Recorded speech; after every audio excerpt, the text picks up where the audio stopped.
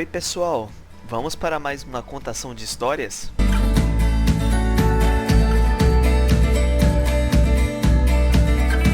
The Elves and the Shoemaker, illustrated by Tanya Hurt Newton.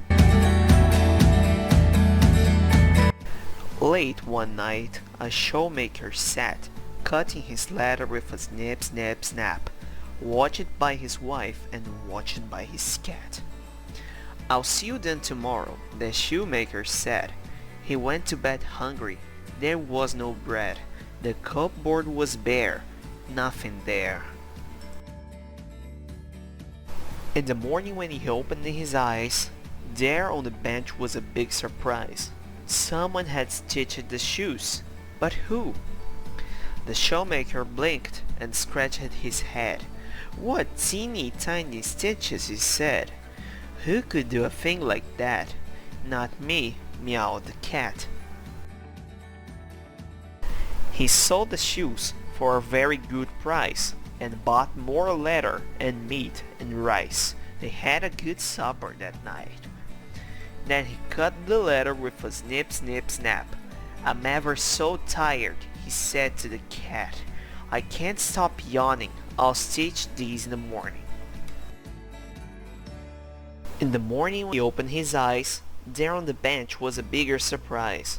4 pairs of shoes had been stitched in the night. The shoemaker blinked and scratched his head.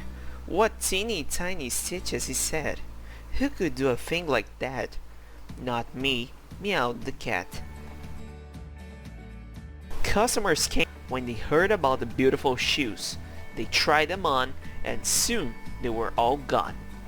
And now, with all the money he'd made, the shoemaker went to the market and paid for the leather in blue, green, and red. He cut out the leather with a snip, snip, snap, watched by his wife and watched by his cat. His wife said, "Now we will see what happens to that." Next morning, when they got out of bed, they found shoes in blue, green, and red. "Such teeny tiny stitches," the shoemaker said. From far away, when they heard the news, people came to the shop in queues. "What beautiful shoes," they cried. "It's hard to choose." The shoemaker sat and counted his money. He thought, "Isn't it funny? I'm suddenly rich and I haven't even sewn a stitch."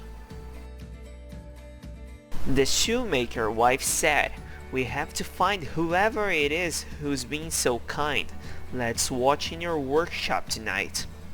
So they left a candle burning bright, and there they hid in the dead of night. Midnight chimed, and the door went creak. And 3 little elves came skip, skip in, with silver tools in a tiny, teeny tin. But their clothes were threadbare and thin. Their silver hammers went tip, tip, tap, and they cut and sewed with a snip, snip, snap, and the shoes were made in a flash.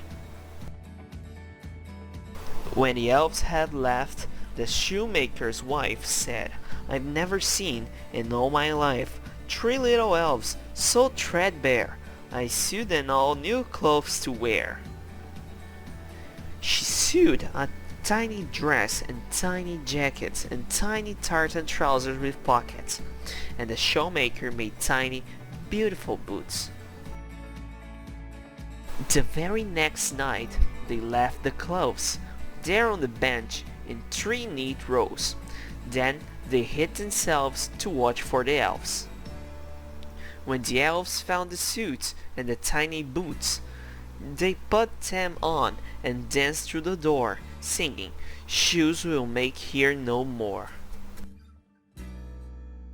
They've never seen another elf. The shoemaker stitches his shoes himself, but every day he's grateful for the dinner on his table. And every night to the window he creeps, for he made a promise that still he keeps. "Thank you, elves," he whispers, and then he sleeps.